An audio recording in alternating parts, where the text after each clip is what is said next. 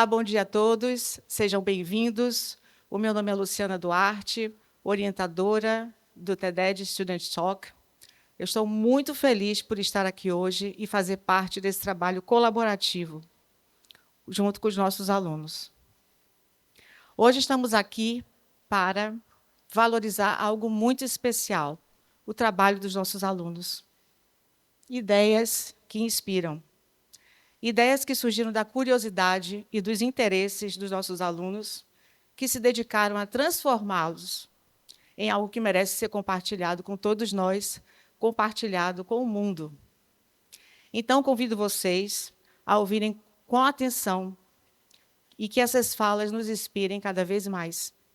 Lembrando pedindo que todos vocês fiquem até o final, para que todos os nossos alunos sejam contemplados com as reflexões e com o que eles fizeram de melhor, toda a dedicação que eles tiveram ao longo desse quase um ano letivo de estudos e pesquisas. Sejam todos bem-vindos a Ideias que Inspiram. Então, eu gostaria de convidar a nossa primeira palestrante, Maria Costa. Bem-vinda.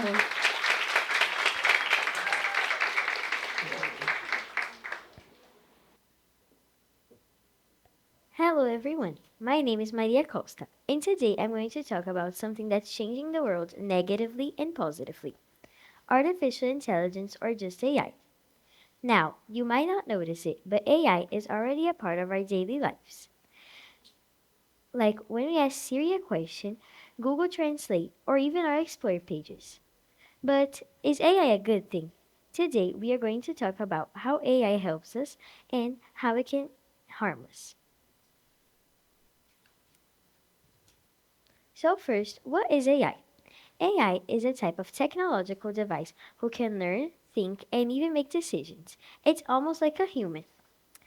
AI uses a lot of our information, and it can help us in a lot of things.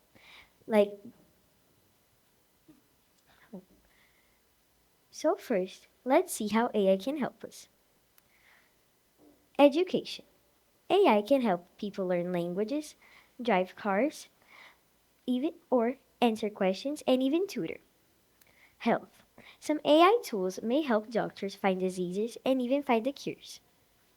Entertainment. Some platforms like Netflix, YouTube, and Spotify use AI to suggest shows and music you might like.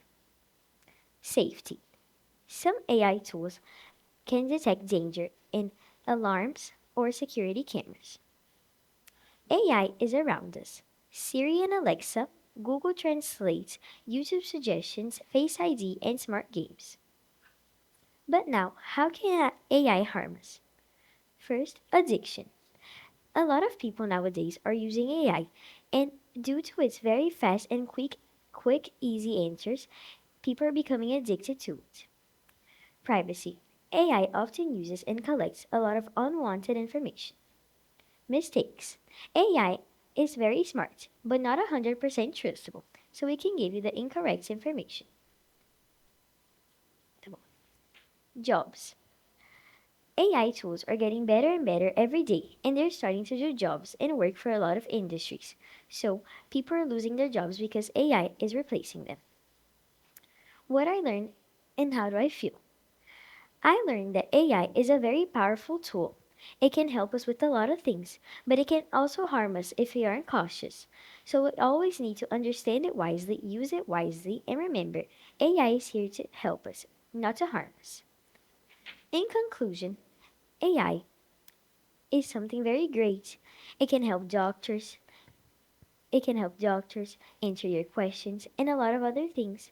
But we also need to realize AI is something that is here to help us, and we aren't supposed to use it every day. After all, we're humans, and we came before them. Thank you for watching. Let's be smart about our smart machines.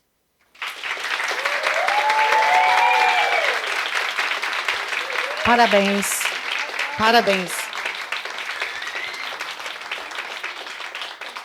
Muita pesquisa, muito cuidado. Parabéns, Maria, pelo trabalho. Agora, o nosso próximo palestrante, Felipe Rodrigues. Bem-vindo.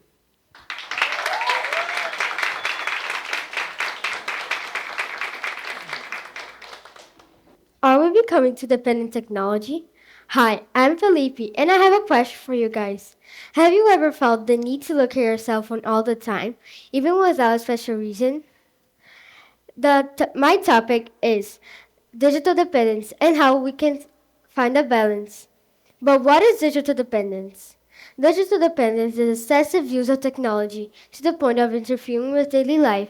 For example, eating too much candy and playing video games nonstop. Fun fact: Abranet, Brazilian Internet Association, said that the most used platforms are WhatsApp with 93.4%, Instagram with 91.2%, Facebook with 83.3%, and TikTok with 65.1%. Technology have positive and negative aspects. Positive aspects.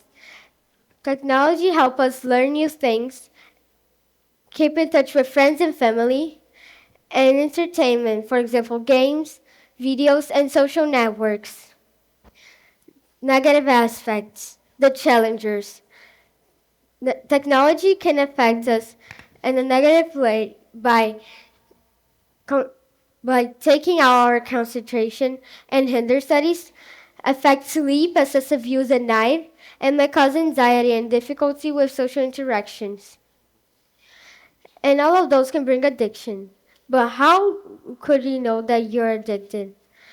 Technology addictions occurs when the use of technology negatively affects the person's life.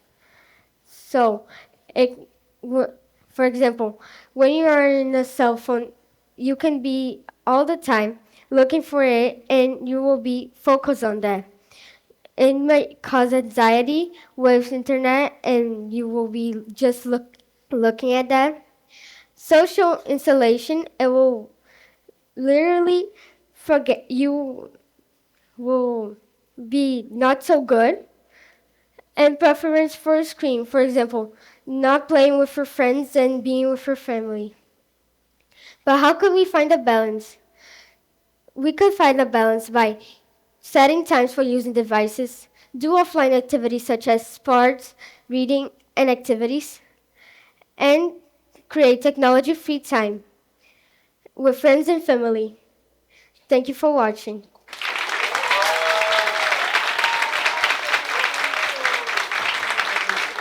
Parabéns, Felipe. Muito bem. Agora nós vamos sair completamente desse mundo da inteligência artificial, da tecnologia e vamos para os jogos de rua. Bem-vindo, Paulo, nosso próximo palestrante.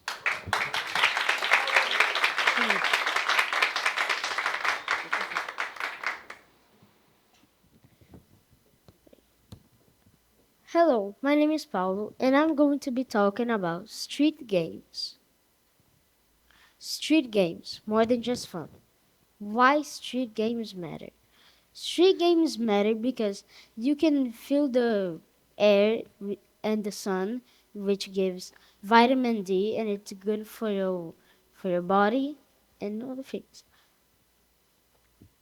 Here, you can play a lot of games like hide and seek, tag, hopscotch, or even football, soccer on the streets. Why are street games important? Street games create lasting memories, they help make new friends, and they bring people together, like families or even neighbors. How do street games connect us? They connect by street games because instead of being on your cell phone playing video games or something like that, you can play outdoor games, hang out with your friends, fun and meaningful. Street games teach us how to share, and they can solve problems together. If a friend falls, you help them get up, and they create memories that we'll never forget. Street games help us have fun, connect, and making lasting friendships. Here we have me and my friends playing on my birthday. And as you can see here, we're playing some street games like soccer, as I said, soccer. And here I'm playing on a playground and with my brother there. Street games are important because they make us happy, connected, and help us build friendships that last forever. Thanks for watching. Parabéns, Paulo. Aí, mas, posso falar um pouquinho mais? Você quer falar um pouquinho mais? Pode. Ele gostaria de falar mais algumas palavras. Instead of just being on your cell phone or just playing video games, you can go call your friend. You can go explore cities or blocks of your city. And instead of just doing those things, you can play and share with your friends what happened and even play and having lasting memories. Parabéns. Muito bom. Excelente. Muito bom. Então, brincar não é só se movimentar. Brincar também é cuidar do corpo. Então, nós agora vamos chamar a nossa próxima palestrante, Beatriz Aguiar. Bem-vinda.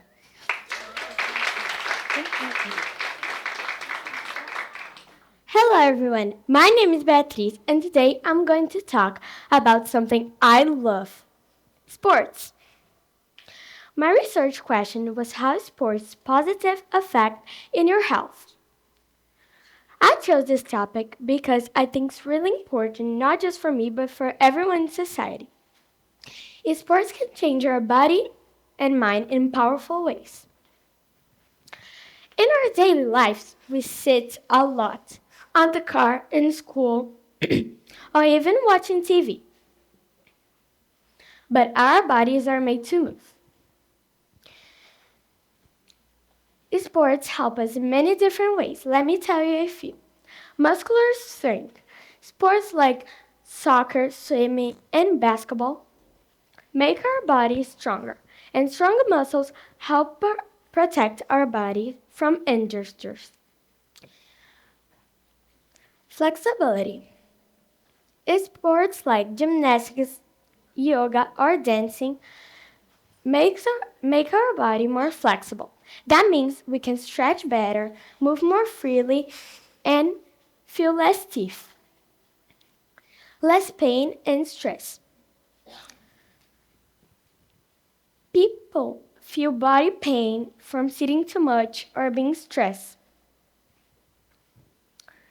But when we move and sweat, our bodies release happy chemicals, like endorphins, that help us our body feel less pain, stress, and make us feel relaxed. Brain benefits. Sports also help in our brain. They improve our focus, memory, and even our sleep. Friendship and teamwork. When we play in teams, we're not just having fun. We're also having new friends, learning how to cooperate, and we feel like we belong to something special. Personal connections. When I play sports, I feel happy, active, and confident because I play since I was little.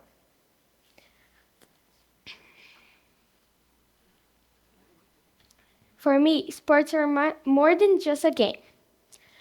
They're what most of people build their friendships and their relationships with sports.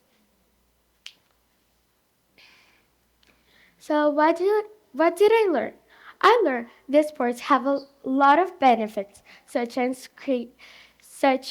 as improving your health, memory, focus, and reducing pain, stress, and making you feel happy.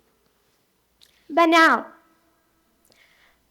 A reflection. You adults, you go to work and you don't get a little time of your day to do a sport that you liked or stopped doing. And you pay for your child to do sports, but you forgot of you.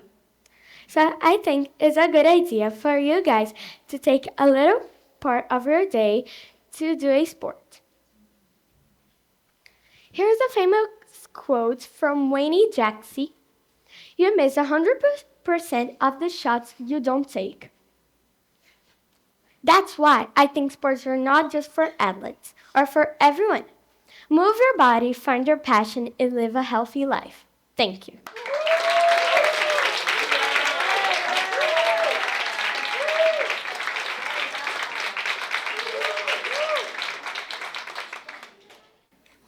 É simplesmente magnífico poder aprender com os nossos alunos. Muito bom.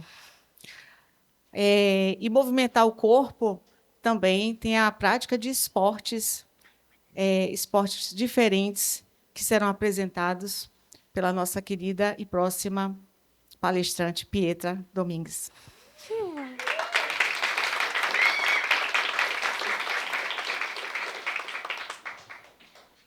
Hi, my name is Pietra, and today I'm going to talk about something I love, gymnastics. I chose this topic because I practice gymnastics since I was little, and I learned that it's a passion that I have. Today, we will learn that gymnastics not only help our body, but it helps our mind too. How we feel, think, and handle life. Gymnastics is a way to get friends, and even help our mind. In gymnastics, we need to be focused, but sometimes we can be happy too. What does science says? Gymnastics give us focus and concentration. When we do a movement, we need to focus to do it right. Confidence and self-esteem. In gymnastics, when we do a movement right, we say, hey, I got this. And then we try another movement that's a little harder, and sometimes get it right. Stress relief. Moving our bodies a little bit helps us to relax. Emotional control. In gymnastics, sometimes we fall, but it's okay because we learn how to get up and try again. Personal connections. I do gymnastics since I was little, and it had helped me a lot through my life. I made friends and a lot of new friends. So, in gymnastics, I feel happy, sometimes stressed, but it's okay. Gymnastics help our brain, giving more oxygen, happy pills like endorphins, and it gives us a confidence boost. So, as a conclusion, we know that gymnastics helps us in a lot of ways, in our body, but in our minds too. It releases us, and sometimes we're stressed, but we can focus. Thank you.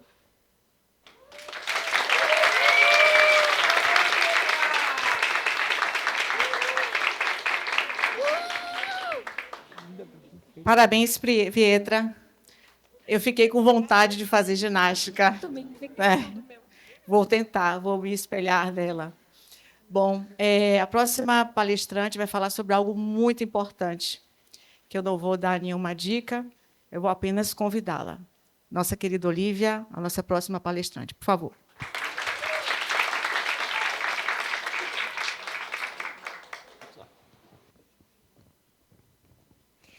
Hello, my name is Olivia, and today I'm going to talk to you about something simple, but also very important, your posture. Have you ever seen someone walk into a room with their head up and their shoulders back and thought, wow, this person seems so confident? On the other hand, have you ever seen someone tell you to straighten up? Well, I am one of those people. Not the one who says it, the one who hears it. A lot. Have you ever reflected on the impacts of posture in your daily life? I chose this theme because I see that people can get prejudiced a lot because of their posture, physically, socially, and mentally. Also, people can get unfair judgments just because of how they sit or stand. We can't be defined by this, but also we can't deny the importance of our posture in our daily lives. So, when someone tells you to straighten up, Straighten up. And that's because it helps you a lot. Posture is essential for your life. 3 important points that I want to highlight are: number 1, posture shows your presence. Posture is telling the world, I'm here and I'm ready. And I'm ready to present myself. Well implied, you're just implying yourself to the world and to society. So, you're attracting people's attention to your voice. Imagine if I was speaking like this. Would you be listening to me as you are now? No, I bet not. I bet that you'd even be bored and counting the minutes for this to end, which I'm pretty sure you're not. This is very important in school, sports, and mostly when making new friends. So, mostly when someone's body is open and strong, they will be taken seriously. If you're slouching or looking down, people will think that you're bored, shy, or not paying attention. But maybe you're just tired of thinking, and that's okay. People often judge quickly. Still, research shows that in interviews, people with bad posture mostly won't be chosen, even if they're smart and capable. Number 2, bad posture can lead to physical issues. Well, posture has a physical benefits too. It can reduce back pain and improve your breathing. Those are just some of the main points of the physical impacts in back posture. So, it can also help with our health and aging. Joseph Pilates once said, "A man is as young as his spinal column." How young are you guys now? So, it can help with our physiological aging and how we present ourselves in society. Good posture will help you feel and look powerful. Well, posture influences how you feel, not just how others see you. For example, when I'm going to enter the carpet for a presentation or a competition, I must tell myself, I want, I can, I already got it. And then puff, we strike the confident entrance pose. When you're open and strong, you're just telling yourself that you're confident. It boosts confidence naturally. So, there are numerous physical, social benefits that posture can give you. Socially, it can help with how others see you. Mentally, it can help with what you think of yourself, self-esteem, and self-confidence, because it doesn't affect just how others see you, but how you see yourself. So, did you know that even animals rely on their posture for their social trust and success? Yes. Jordan Peterson tells about how lobsters fight for territory and how the posture of these small animals is crucial for their success and victory. People, like lobsters, measure themselves in part as a result of posture. If you present yourself as defeated, people will react to you as if you are a loser. If you start to align, then people will look at you and treat you differently. So, our posture determines our presence, not just our physical posture, but our social posture, and listening to others from whom we can always learn and with whom we can always share. Posture is a small habit that makes a big difference. Act victoriously until it happens. Show yourself, because you always have something to teach and learn. It helps you be seen, heard, and feel good inside and out. So, next time you're in class, giving a talk, or just talking to a friend, remember, your posture speaks before you do, and we all seek attention in one way or another. Thank you, and straighten up. Everyone in the world should get a standing ovation at least once in their life because they all overcome the world. So, you straighten up and thank you. Parabéns. Parabéns, Olivia. Eu acabei de alinhar a minha coluna, é de fato algo que eu preciso muito, não é? E é verdade, olha como eu estou melhor agora, né? A gente aprende com as crianças. Bom, com os nossos alunos. Nossa próxima palestrante vai falar sobre algo fundamental, que é a alimentação. Vamos lá, Mari? Nossa próxima palestrante, Mariana Silveira. Hello, everyone. My name is Mariana Grimaldi, and today I'll talk about something that affects all of us food. I chose this topic because I believe that eating in a balanced and healthy way is very important. Every day we make choices of what we eat, and these choices can affect how we feel, how we grow, and even how long we live. Some people eat too much junk food, like soda, chips, candy, and fast food, and it tastes good, but what happens when you eat too much of it? Having an unhealthy diet can cause gaining too much weight, feeling tired or sleepy, having trouble concentrating in school, or even getting sick more often. Okay, during my research, I learned lots of cool things about food. First, fruits and vegetables can help our strength. Second, grains like oats and brown rice help us get energy. And third, water keeps us hydrated during the day. Okay, so what can you do? A colorful plate is very important for your diet. Having salad and different types of food can help you very much. Second, water is also very important for your health, better than soda and juice. And third, having a healthy plate with grains, fruit, vegetables, and protein. The choices you make today help shape who you will be tomorrow. In your life, you have like two tracks to go. One is the healthy one that you're healthy now and your future you thanks you. And the second one is the unhealthy one that in the future you may be sick. Thanks for watching.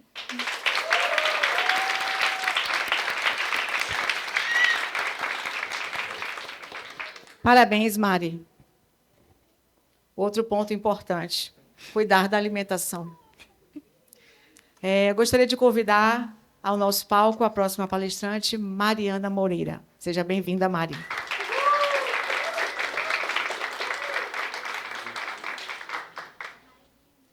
Hello everyone, my name is Mariana and today I'm going to talk about something that everyone has, skin, and how cosmetics can affect it.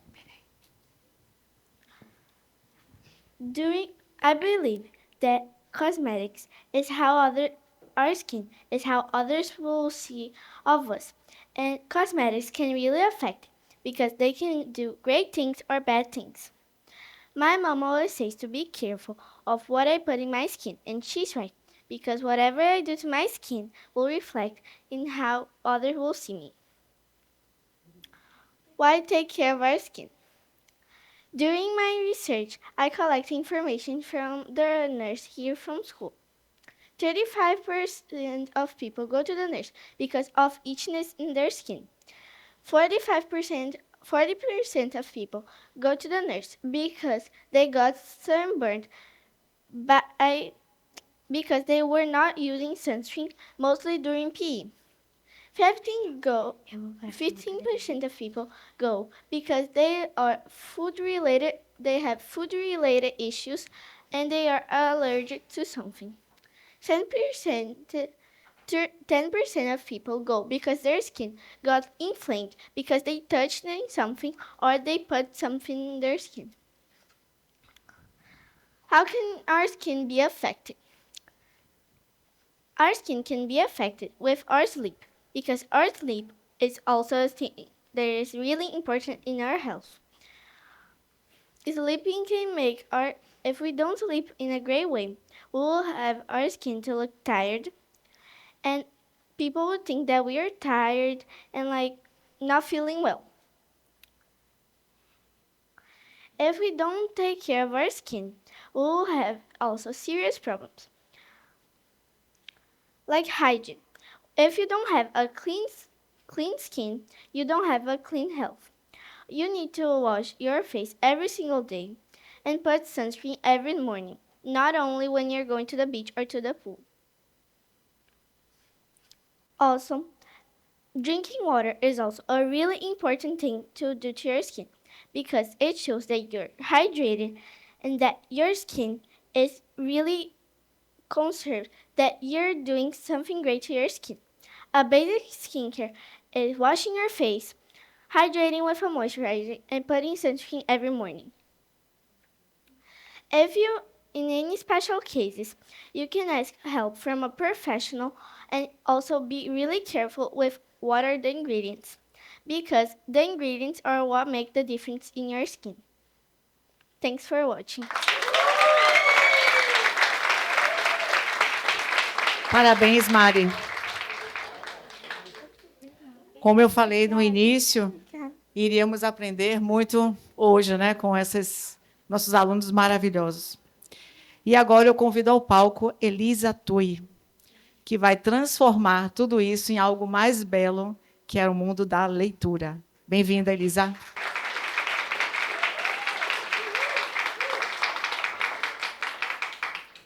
Hi, my name is Elisa, and today I'm going to talk about books and the importance of having them in our lives.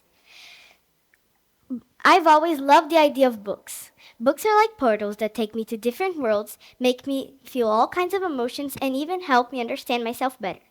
I chose a theme how books can affect your health because I have a deep love and passion for reading. Now I have a question. How often do you read books? And also see if you can think about this. How do they make you feel?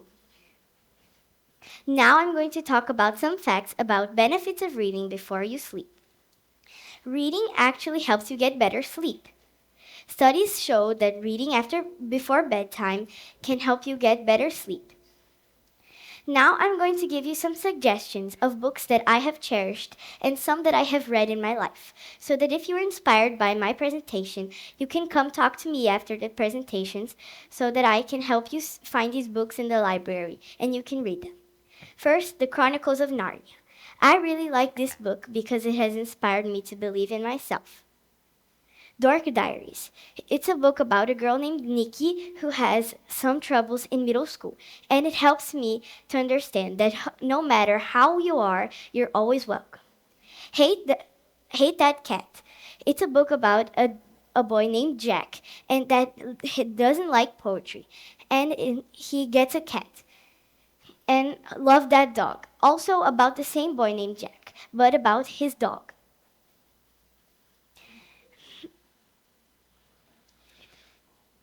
Now I'm going to show you 3 ways that books can improve your mental and emotional well-being.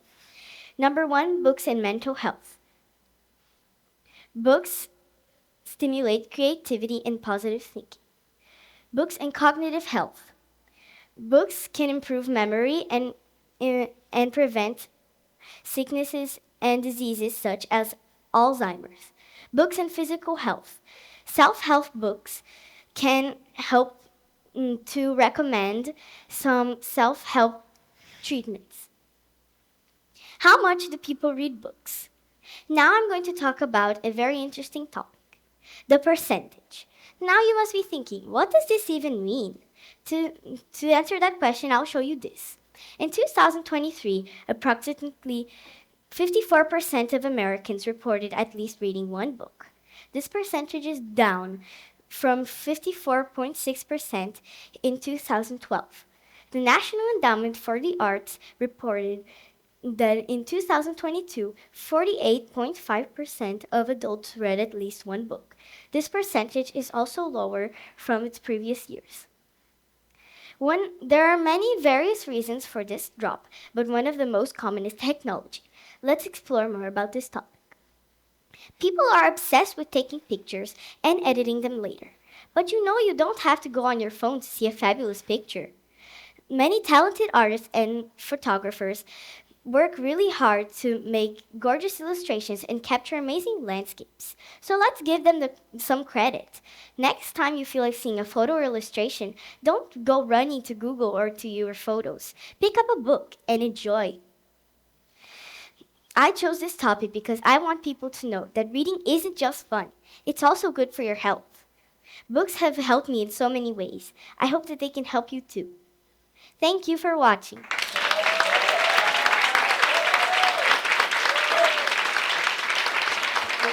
Parabéns, Elisa. Mais uma belíssima reflexão e uma dica importante para todos nós adultos e estudantes aqui na nossa sala hoje. Bom, nós iniciamos com tecnologia, fomos para a saúde, para a alimentação, para a importância da atividade física. Agora nós vamos para um tema muito interessante que praticamente eu acredito que todos nós aqui amamos, que é o tema que vai ser explorado por a nossa querida Maria Lua. Bem-vinda, Maria.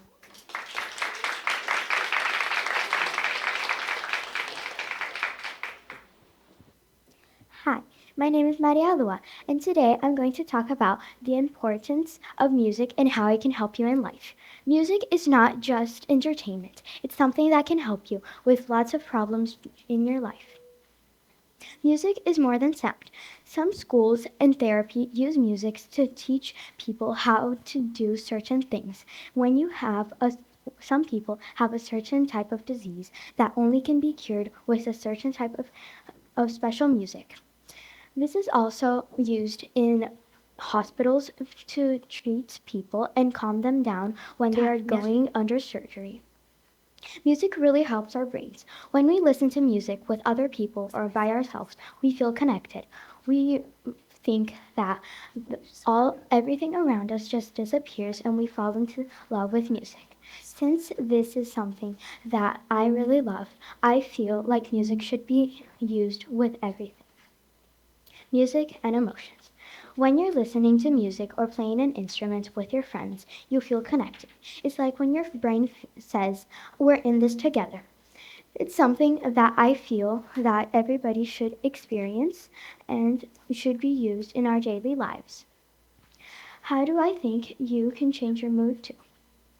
I think that music could change your mood in any different ways. If you feel sad, you can listen to a sad song to just let you cry a little, and then listen to a happy song and you'll feel better. If you're angry, listen to a song that goes with your mood so then you can feel better. I believe that if you have a strong emotion and you believe that you need to bring it down a little, you should listen to a song that matches your emotion so you can help you calm down. Thanks for watching.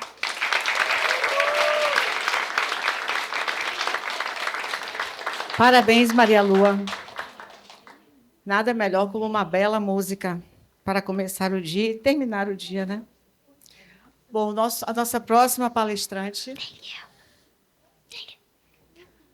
vai falar sobre algo muito importante sobre as nossas vidas e as nossas relações com os animais. Vivian, bem-vinda ao nosso palco do TED.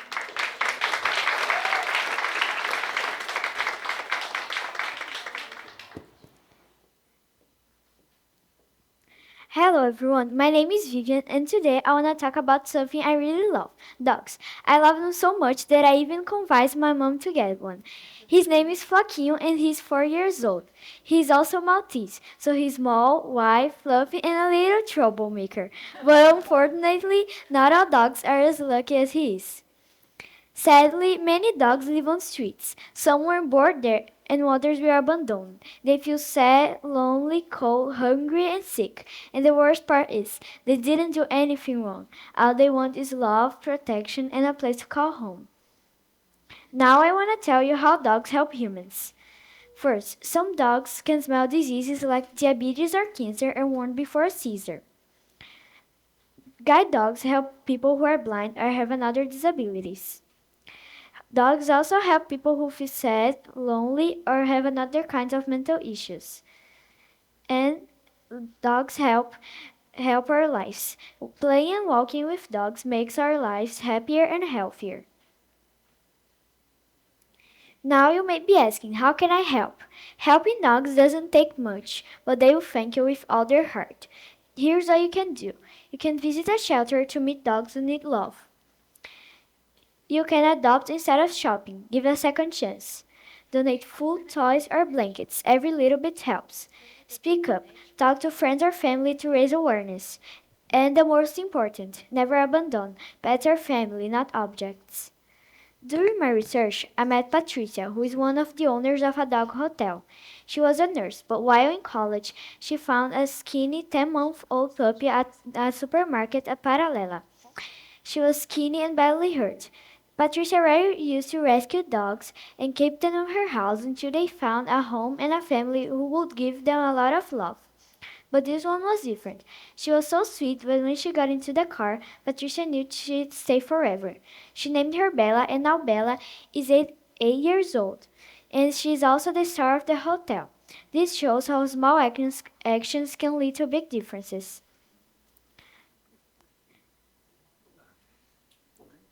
Now you can be the change. Believe me, they'll thank you with all their heart. So let's make a better world. A happy tail wags, happy barks, and doggy kisses. Thank you. Parabéns, Vivian. Parabéns. Bom, Tássia Santana, bem-vinda ao nosso palco. Vamos lá. Hello everyone, my name is Tassia, and today I will be talking about how pets affect our happiness. I chose this topic because I have a dog and he makes me smile every time I play with him. Pets are more than just cute and fun, they can really change the way we feel. For example, here are some things that I found in my research. Even when we're alone, a dog or a cat can be your best friends. They give us comfort when we're sad, by just hugging or patting them can calm us down. While playing with pets can release the happy chemicals like serotonin and oxytocin, the feel-good hormones. Pets can also teach us a lot of things like responsibility, empathy, and patience. Responsibility because we will need to walk them, care them, and clean up after them. Empathy because they will teach us things like how other people feel. And patience because, especially when they chew our shoes a lot and bark too much. Pets also teach us, help us, our hearts and mind grow. Pets and health. Now let's talk about something amazing. Pets can help our bodies too. People who have dogs especially exercise more, especially when they walk dogs. Did you know that people in hospitals, doctors from hospitals, normally use dogs to help because dogs will bring calmness and positiveness? My personal experience. So, this is my dog when he was little. And in his first day, he was shy and he started biting everything he saw. And then I was like, stop. And then I noticed that he knew that that was wrong, but he wouldn't stop. And in this day, I learned that people have different habits of learning new things. Pets are more than animals, they're friends and bring us joy. Thanks for watching. Parabéns, Tássia. Preciso conhecer o seu pet. Todos eles, né? Que já tive vários pets. Bom, foi uma longa jornada.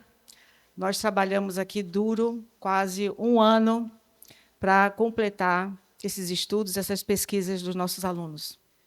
E eu não poderia encerrar esse momento sem agradecer a Miss Letícia Daza por ter trazido o TED para a nossa escola.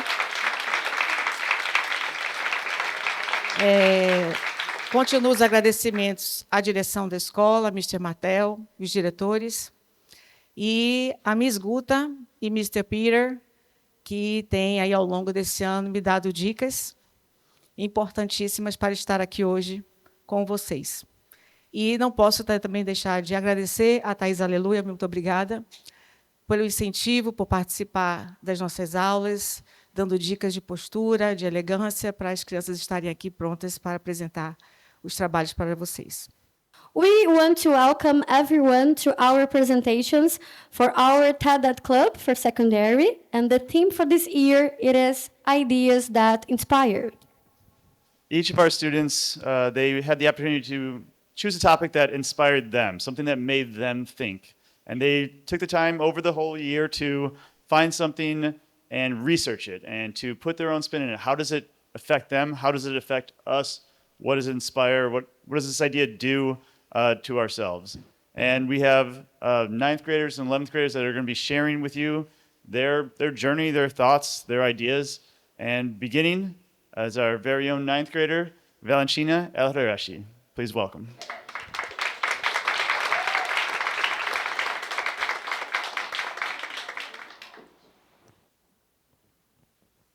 Have you ever felt like your voice was too small to make a difference?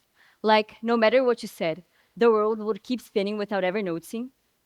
I felt that more times than I can count. For a long time, I felt like silence was better, that maybe my thoughts didn't matter. But everything changed when I discovered that having a voice isn't about being the loudest, and yes, about being true to yourself. Hi everyone, my name is Valentina Oresh, and today I'm here to talk about purpose, the moment I discovered that my voice mattered. To be honest, I never was afraid to speak. I always had something to say. But for a long time, I felt that I was heard, yet not listened to.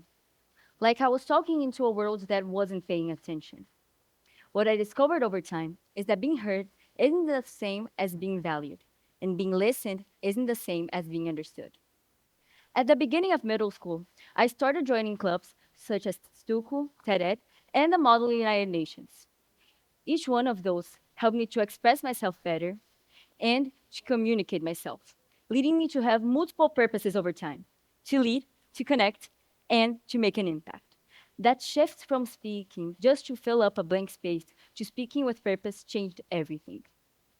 According to Stanford psychologist William Damon, people who have a strong sense of purpose tend to have a better academic engagement, motivation, and resilience. That research really touched me because when I started using my voice for something greater than myself, it started mattering more for me and to others. A research made by the Search Institute shows that only 1 out of 5 people has a strong sense of purpose, even though it's directly connected to well-being, focus, and motivation. Similarly, a research made by the JAMA Network Open shows that people who has a strong sense of purpose has a 15% better chance of living of any death cause. Having a purpose is essential. It's powerful. And even the most powerful voices can feel unechoed without it. Having a purpose changes everyone's life. It's like a GPS. It leads you to the way you want to go. And a person with purpose has a better life. They're more happy, they have better results, and they get faster where they want to go. While a person who doesn't have a strong sense of purpose normally feels unmotivated and feeling a sense of void that they don't know where they belong. Having a purpose truly changed my life. With purpose, I started my own social action as a co founder, spreading love, and started making the world a better place. I started journaling and knowing more about myself. And having a purpose may be hard, especially when you don't know yours yet. But 3 ways to find it is by exploring your passions, setting meaningful goals, and helping others. By exploring your passions, your purpose will be aligned with your values, and you'll get more motivated as your purpose will be aligned to what you like to do. And by setting meaningful goals, your goals will help you to continue, and even the obstacles will feel like a way of you of growth, of personal growth. And helping others is essential in finding your own purpose, because by helping others, from just being there for a friend or mentorshiping or volunteering, you are being aware that you can make the world a better place and a better environment around you. As Mark Twain once said, the 2 most important days of your life is the day you were born and the day you found out why. When you discover your why you are in this world, why you're doing what you're doing, your life instantly becomes better. And discovering your purposes is one of the most transformative journeys you can embark on. Thank you for your attention.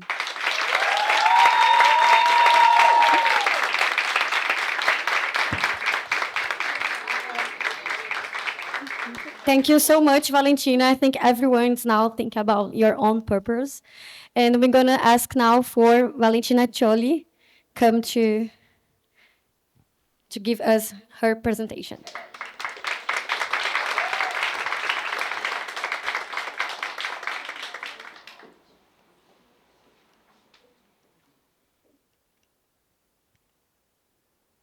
Imagine this: you're writing an essay, solving a math problem, or designing something creative for school. You've worked hard, but then, out of curiosity, you decide to paste the same task into an AI tool.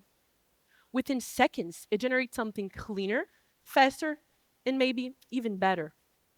Suddenly, all your effort feels small, replaceable, not enough. Hi everyone, my name is Valentina Scioli, and today I'll be talking about a topic that is deeply personal, but also increasingly universal: the chase for perfection, the human cost of competing with AI. We've entered an age where AI and perfection is no longer a goal we chase. It's a benchmark that machines have already reached, and that changes everything. Let me take you back to a moment that happened last year, where I was preparing for a project, one that meant a lot to me. I spent hours writing all the words one by one, in the tiniest details. And when I was proud of it, I discovered some classmates of mine had taken a different approach. They used AI to write theirs. It took them minutes, and they got a higher grade than I did. At first, I left. Then I froze. That moment made me realize that I had not just to compete with myself to be the better version of me, but now I had to be better than a machine. And that's where the pressure hits. Because how can I be better than someone who doesn't sleep, doesn't fear failure, and doesn't make mistakes? That's the new perfectionism, the one where we're not just trying to be good enough for our parents, teachers, or even for ourselves. We're now trying to match the speed, accuracy, and precision of AI. But here's the point: we aren't machines, and trying to become one can break us in ways we don't always see at first. A research from the World Economic Forum says that as long as AI continues to outperform humans in speed and performance, students and young professionals are reporting higher levels of stress, burnout, and imposter syndrome than ever before. That doesn't mean we're less capable. It means that the bar keeps moving further out of reach. Social media adds another layer. We spent hours scrolling through AI enchanted art, essays, and ideas, content that looks flawless. But we start to imagine and think that being human means being behind, that our slow, emotional, imperfect minds are somehow outdated, disposable. But let's pause here. Is perfection really the goal? Or is it just a dangerous illusion? AI can create, yes, it can generate poems, create images, and many other things. But AI doesn't know how it feels like to fail a test, or to overthink about anything, or to cry, or to doubt itself. But you and I do. And that is not weakness. That's what makes us human. We're not meant to be perfect. We're meant to be loving, emotional, involving beings, real. So, what's the cost of chasing perfection in the age of AI? We lose confidence, we lose sleep, we lose joy, and if we're not careful, we might even lose the very little things that makes our work meaningful. Our voice, our growth, our effort, and our messy, beautiful humanity. But here's the good news: we don't have to compete with AI. We can coexist with it. Let us use it as a tool, not a threat. Let it help us brainstorm, inspire ideas, not define us or take our identity. As one of the leading technology voices, Sundar Pichai, the CEO of Google, once said, "The future of AI is not about replacing humans. It's about augmenting human capabilities. And that's the key. AI isn't here to erase what makes us valuable, it's here to embrace it and to support it. So, AI can create impressive things, but only we can create things with meaning. To every student, artist, and dreamer and perfectionist out there, I see you, and I know how hard you work. And I want you to know that perfection is no longer a fair goal, especially when it comes after something that isn't human. And you, in all your flaws and feelings, are more than enough. Let's stop chasing perfection and start choosing presence, purpose, and peace. Thank you.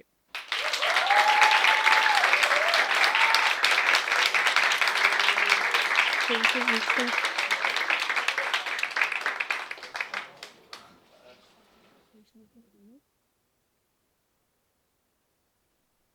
Thank you, Valentina. I think that was actually the perfect presentation. Presence, purpose, and peace. We had a little bit of a issue there with our technology, but we're humans. We went through it. And Valentina, you came back, started over, and had a absolutely amazing, purposeful, wonderful message for all of us. So I think that was a we planned that actually. We planned all of that. That was, but thank you so much. Next we have Stella, and well, please welcome her.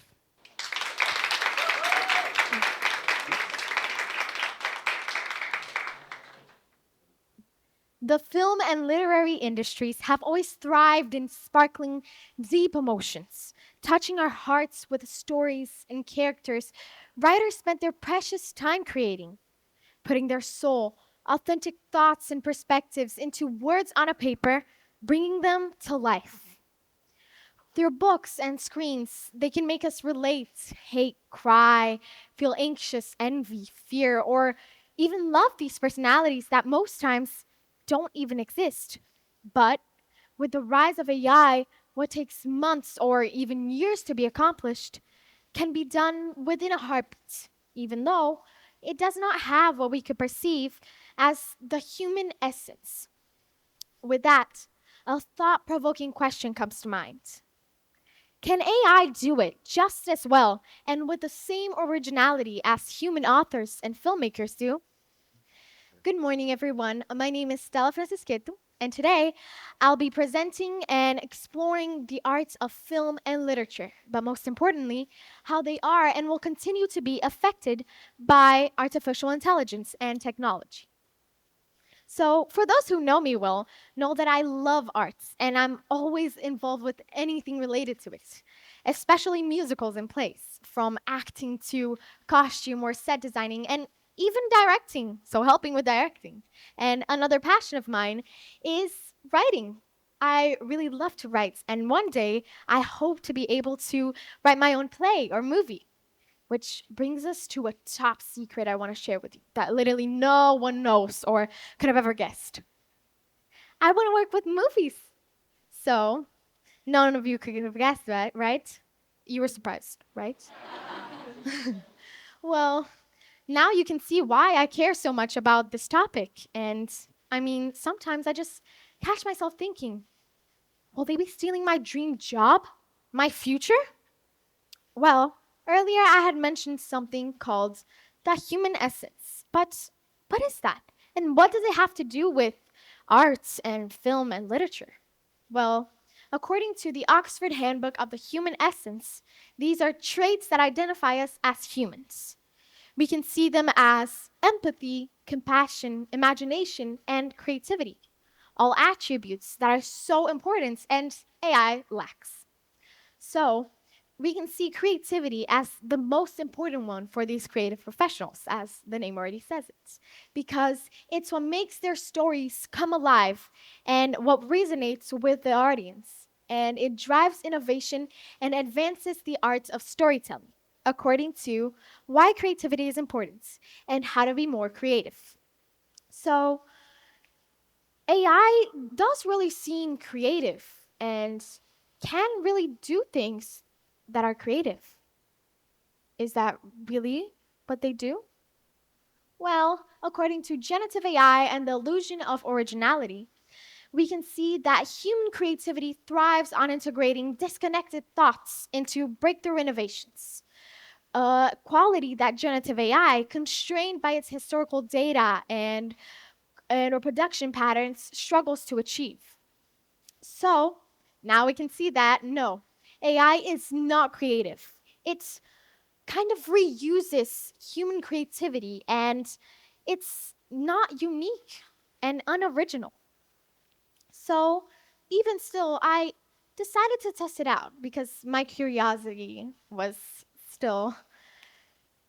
So, then I decided to ask ChatGPT to create a script for a movie. And within seconds, it created a script, a brand new script that seemed completely unprecedented. The Whispers of the Forgotten. It really does seem original, right? Well, that is until I saw what inspired it. Soon, so many titles like The Da Vinci Code, Indiana Jones, and even a character inspired in Lara Croft appeared. And that shows how unoriginal it really is. So now let's explore and let's understand some more renowned authors and film writers, like Louisa May Alcott, who wrote Little Women, or Steven Spielberg, who wrote and developed these movies, these incredible classics like E.T. or Schindler's List. These people, they did not use AI. Of course, they didn't have it at the time, but still, they were able to imagine and bring everything to life through their creativity, imagination, emotions, and real life experiences. And they took their time to understand and to generate their characters and themes so that in a way it connects to the audience, and it really was able to do that, isn't it, until today. And that really is the art of film and literature. So it's not just scenes and putting scenes and sentences together. It's not about that. It's about creating something authentic, authenticity. It's about creating something authentic that reflects on human life. It doesn't matter how technological the movie may be, it will always have a human leading. So, for example, it doesn't matter how technological there may be AI in usage and maybe helping in supports. Like, for example, in CGI, in movies like Avatar or Here, that presents de-aged Tom Hanks and Robin Wright. But still, what really makes this movie and story special, it's not the visual effects, it's the story it presents, it's the actor's performance, the direction.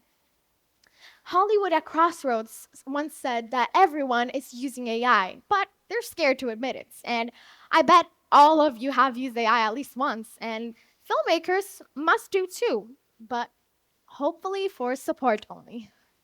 So, AI can be used in so many different ways.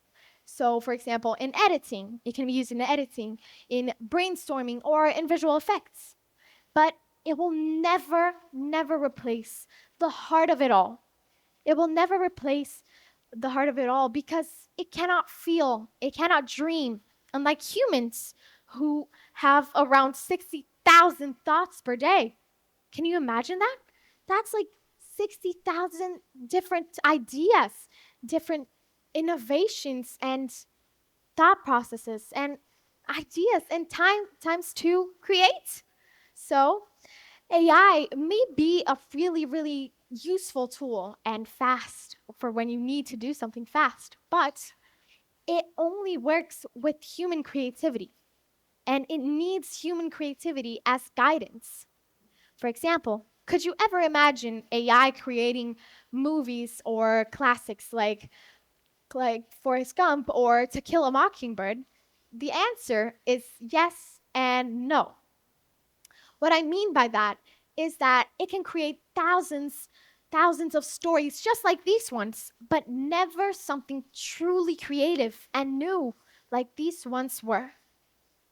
Originality comes from real life experiences, from emotions like joy and pain, real emotions that humans feel. And art is alive. and a reflection of the author's soul. Without human emotion, it's just marks on a paper or lights on a screen. Thank you.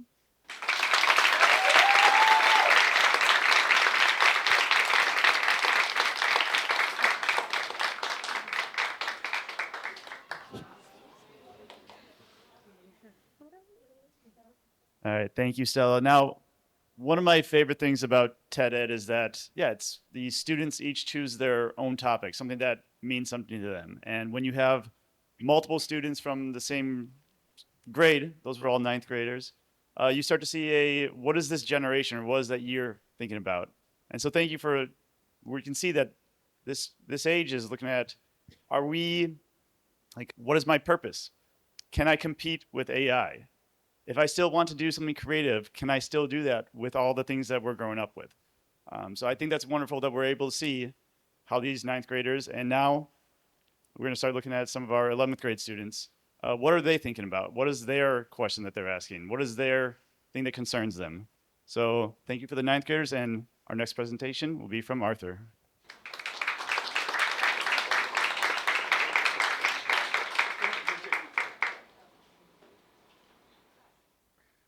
So I wanted to preface this talk by saying that unlike most other of these similar speeches or talks, it is not really targeted to tell a story or answer a question.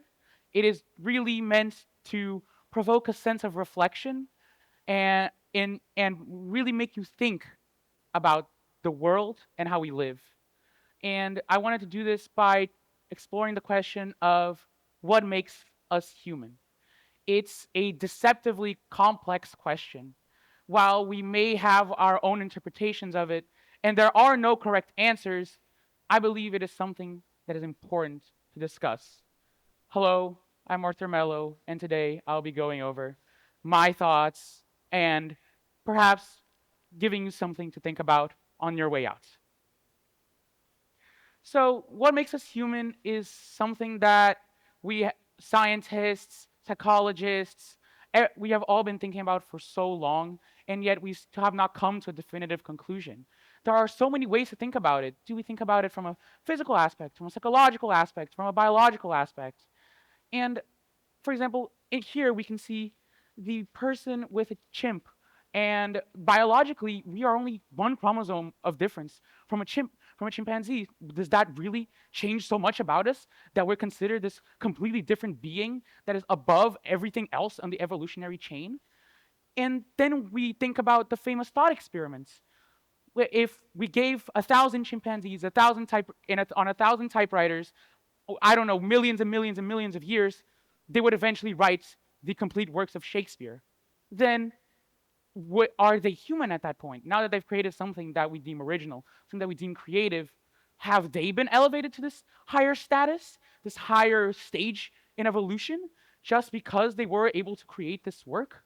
Or something even entirely new? Well, I think that question doesn't really have an answer. And that's really the point. While we may try to define human in words or in emotions, there is no one definition. The Oxford Dictionary says it as relating to a characteristic of people or human beings, or as a noun, a human being, especially a person as distinguished from an animal.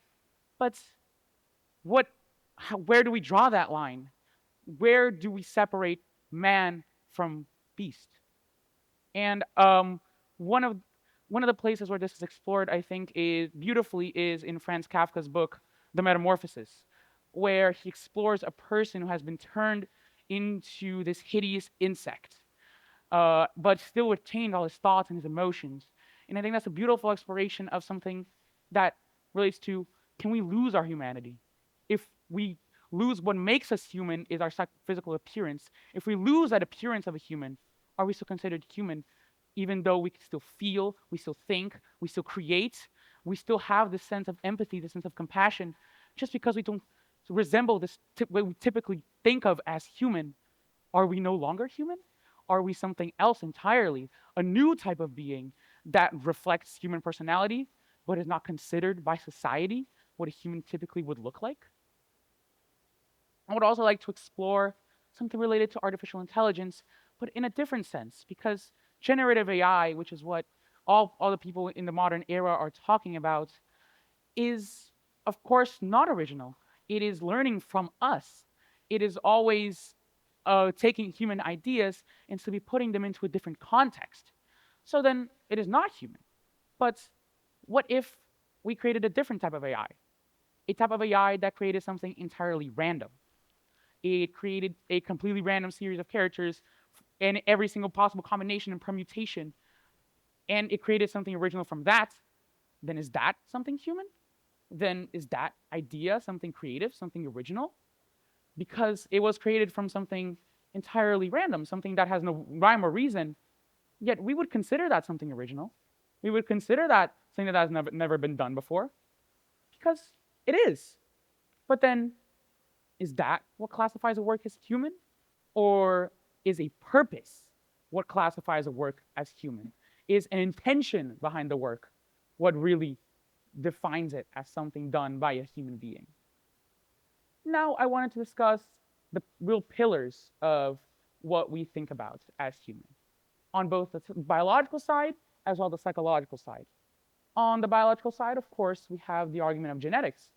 The most simple definition of a human is a person who, who has 23 pairs of chromosomes and who has developed the ability to walk bipedally and who has developed this ability to utilize tools, as seen here as well, which is related to genetics. Genetics, they have given us this higher level of intelligence, and it has also given our ability to develop a spoken language.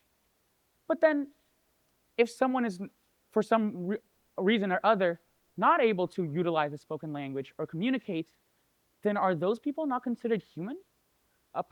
If two people are simply in a conversation but they can't understand each other, are those people not human?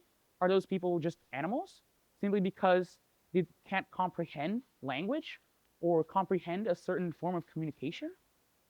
And furthermore, if we are we have developed this ability to use tools, but at the end of the day, tools are just made to help us, to aid us in our pursuit of knowledge or in our pursuit of advancement.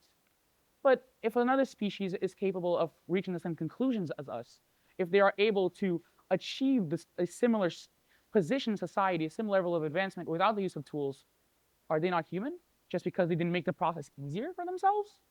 They haven't been able to construct this organized society without the help of these tools?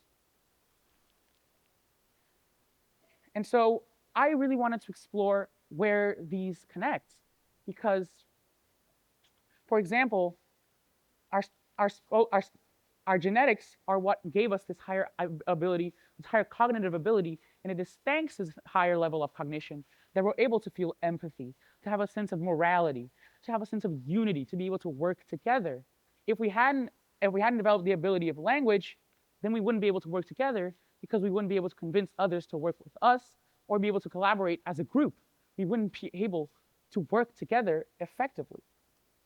And our ability to utilize tools, for example, really gives us this opportunity to develop things together, to be able to work together in unison to make the world a better place.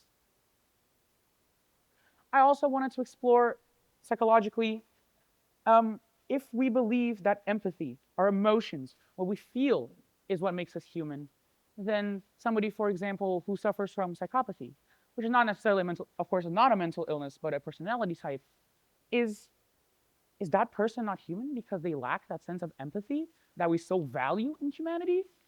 But they appear human, they work as a human, they do what humans do.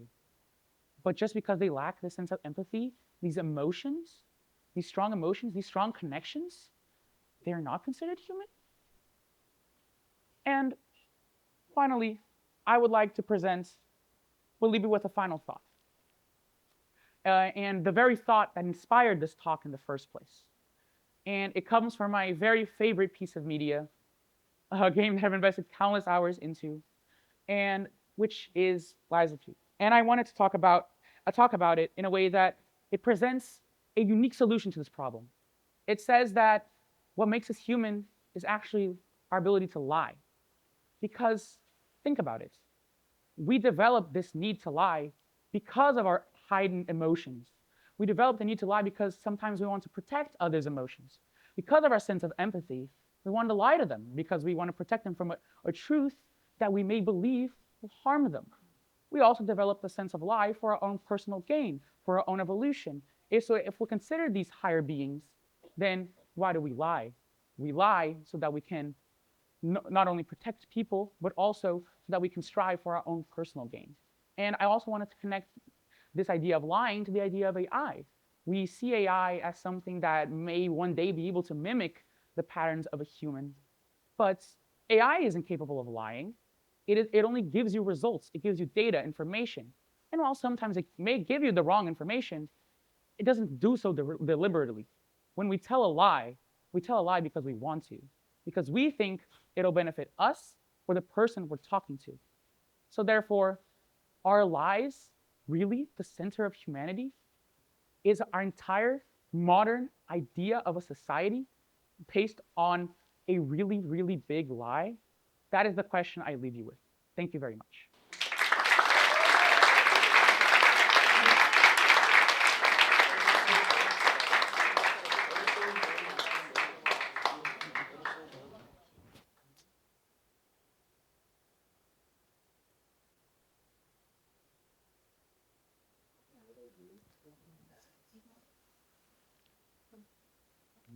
Does lying make us human?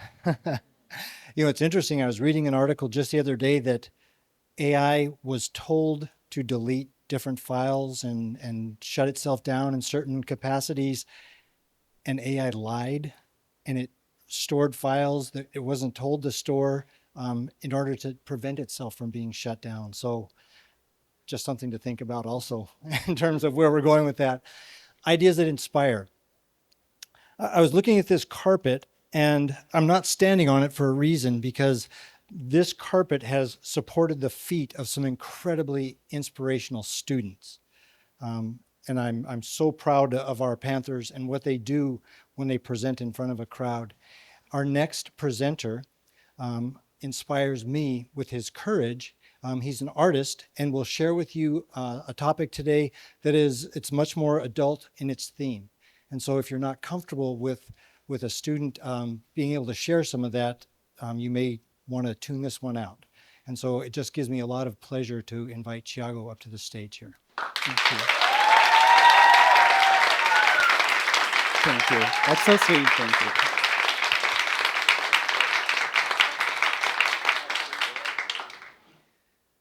For a very long time, drag queens have existed and evolved into what we know as a drag queen nowadays. But have you ever wondered about the art of drag? In fact, did you even know that drag is a form of art? If not, I'm going to introduce you to this beautiful culture by discussing the questions. What is a drag queen, and why do people, especially minorities, practice the arts? And I'm going to do that by starting with the dictionary definition of a drag queen. It's said to be a performer, typically a man, but it can be a woman, a non-binary person, a trans woman, whoever, because it's not limited to any gender, that adopts a flamboyant and glamorous or parodic and exaggerated feminine persona. And I like to point out that a drag queen is very much different than a trans woman. Being trans is a matter of gender identity, while being a drag queen is a matter of artistic expression. And people often mistake, for example, Pablo Vittar for a trans woman, and she is not a trans woman. It's a gay man that adopts this female alter ego when she's performing and singing on stage. And as I said, it has been there for a very long time. And it is said to have started doing the Shakespearean theaters in the 16th century, where primarily women couldn't even perform. So men had to dress as the female character. So that's where cross-dressing started. And although it's very different from what we know as drag queens nowadays, it was a very important step to popularize this possibility.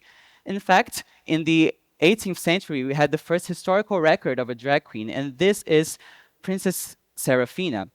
Princess Seraphina lived in England and frequented molly bars, which were equivalents to gay bars at the time. And even though being a homosexual at the time was a crime, there are no records of Princess Serafina being punished by that. In fact, being a drag queen was a very big portion of John Cooper's daily life, and he was very respected in that sense. But there are no visual records or illustrations of that, so I'm going to move on to William Swan, which was the first self-proclaimed drag queen in America. And this proclamation in the 19th century is very, very powerful because it was a black male that was born in slavery that made this proclamation. And he was a very, very powerful activist for the LGBTQ plus community.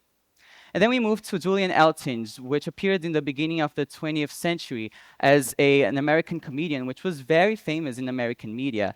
And his performances consisted of showing his true gender identity in the end of every performance, which never fails to shock the audience because it is indeed something very innovative and new. And his popularity kept increasing, especially during the Pansy craze, which was this period in America where the LGBTQ plus culture was being cherished.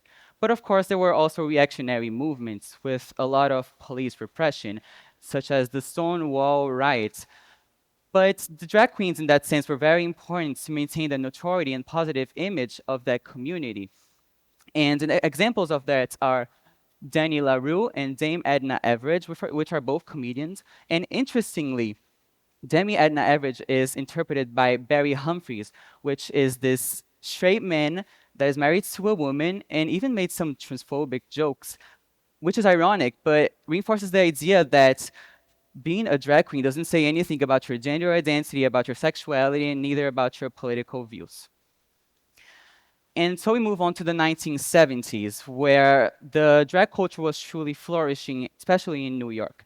And there were drag ballrooms, which were these places where the finest drag was elected by judges and given several trophies, and where there were also drag homes, which all had their own drag mothers. And these drag mothers would give supports to up-and-coming drag queens, would even give them their names. So overall, it was a very supporting and still is a very loving community. And it's very beautiful to think about that because they also suffered from the same discrimination and still do. And we all know that the fight for inclusivity and diversity only increased over the years. And that's when, in the early 21st century, we had the beginning of RuPaul's Drag Race reality show. I think most of you here have heard of it. And it consists of a reality show where drag queens compete against each other through several tasks. One of the tasks is lip sync for your life, where drag queens lip sync to a random song, and whoever does the best lip syncing stays in the reality show. So it's a very, very fun show. And I would say it's the most important step for the drag queen to insert itself in the mainstream and in popular culture. So it was very, very important. And it set the standards for what drag queens should look like, although it doesn't have a perfect standard in that sense. Nowadays, we know Pablo Vittar, probably the most famous drag queen in the entire world. And back in 2016, she was very, very important because she challenged stereotypes, fought against discrimination, and opened several doors for other drag queens to do the same worldwide. And we also have a more recent example, which is Chappell Rowan. For those who don't know her, she's a female singer and drag artist, again reinforcing that this form of art is not exclusive to any gender. And this is me as a drag queen, and finding out about the art of drag was very important for me because as a minority who has had its identity repressed during my childhood and during my teenage years, it was very important for me to find this form to express my feminine side in a more comfortable way without resentment or shame, in a more confident manner. And so now that you know how to identify a drag queen, now that you know what is a drag queen, when you see one wherever, value it because it takes a lot of effort, it takes a lot of creativity and ultimately courage to appear like that in the streets.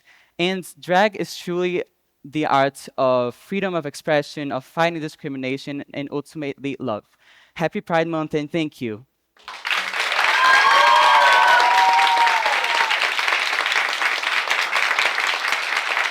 Oh,